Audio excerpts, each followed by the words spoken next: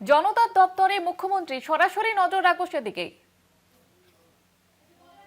আপনাদের জানিয়ে রাখবো, জনতার দরবারে মুখ্যমন্ত্রী শুভেন্দু অধিকারী আজ থেকে শুরু হলো জনতার দরবার এবং সেদিকে নজর রাখবো সরাসরি। আজ ফের বসছে রাজ্যের মন্ত্রিসভার বৈঠক। দুপুরে নবান্নে মুখ্যমন্ত্রী শুভেন্দু অধিকারীর নেতৃত্বে বৈঠক এবং বৈঠকের পর বিএসএফ এর শীর্ষ আধিকারিকদের সঙ্গে বৈঠকে ডিএ সংক্রান্ত দাবি পূরণের বিষয়ে ইতিবাচক পদক্ষেপের ইঙ্গিত।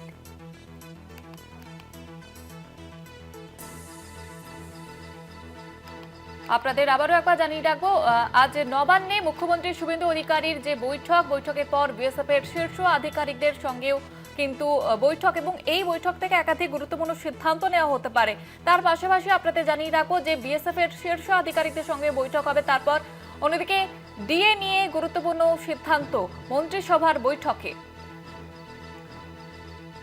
আজ নবান্নে মুখ্যমন্ত্রী শুভেন্দু অধিকারীর বৈঠক, মন্ত্রিসভার বৈঠকে একাধিক গুরুত্বপূর্ণ সিদ্ধান্ত। বৈঠকের পর বিএসএফ এর শীর্ষ আধিকারিকদের সঙ্গেও কিন্তু এই বৈঠক হবে এবং সেখানেও বেশ কিছু গুরুত্বপূর্ণ সিদ্ধান্ত নেওয়া হবে। আর এই নিয়ে মন্ত্রী দিলীপ ঘোষ কি জানিয়েছেন আপনাদের শোনাবো। সবই হবে আস্তে আস্তে, কেন্দ্র সরকারের স্তরেই সমস্ত দেওয়া হবে। সময় লাগছে, একটু টাকা পয়সার টান আছে, তো যেমন যেমন ফান্ড আসবে সেরম সেরম যাদের পাওনা মিটিয়ে দেওয়া হবে। সেজন্য গত সপ্তাহে যে ক্যাবিনেট মিটিং হয়েছিল, যা যা আমরা সিদ্ধান্ত নিয়েছিলাম প্রায় সবই হয়ে গেছে ইমপ্লিমেন্ট।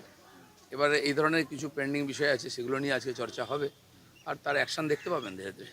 বলেই দিয়েছেন সবই হবে আস্তে আস্তে, কেন্দ্র সরকারের স্তরেই সমস্ত দেওয়া হবে।